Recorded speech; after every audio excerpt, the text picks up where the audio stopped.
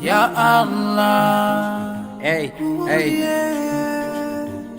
Ndinyali Kisilamu jo ndinyali, ndinyali Kisilamu jo ndinyali, ndinyali Kisilamu jo ndinyali, ndinyali Kisilamu jo ndinyali.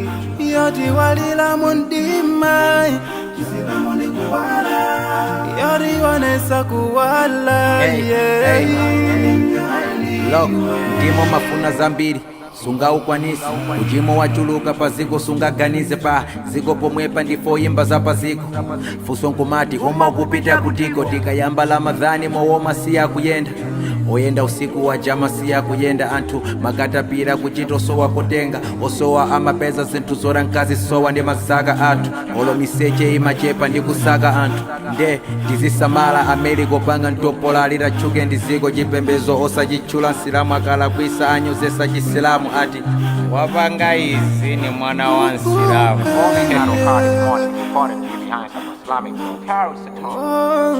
Ndinyali Kisilamu jo ndinyali, ndinyali Kisilamu jo ndinyali. Yoti walila mundima Kisilamu ni kuwala, yoti wanesa kuwala. Billah Kisilamu chimati walila, chimati pozisa zochita lelo tiziwe tisafiyika kuvala hijab, kakane kusoma kitabu, kakane kuvala nkanjo.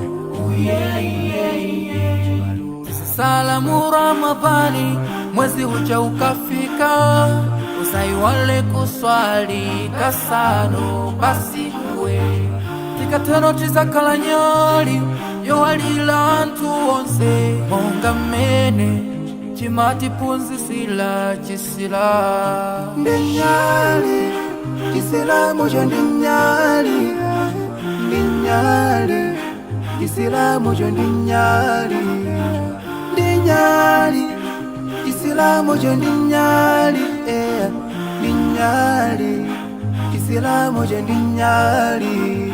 Chimatulutsa mudima Kisilamu ni kuwala, chimachosa umbuli wa kusaziwa. Ife maobambana, ife ndife matochi ounikira omwe ali mundima. Ndirayenela kukala antu ogwira ntchito zabwino kuti ndima usatigonjese. Ndinyali Kisilamu jo ndinyali, ndinyali Kisilamu jo ndinyali, ndinyali Kisilamu jo ndinyali, ndinyali Kisilamu jo ndinyali.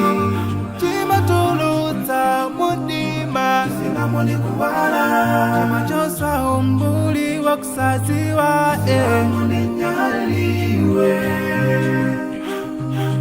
Kisilamu ni kuwala.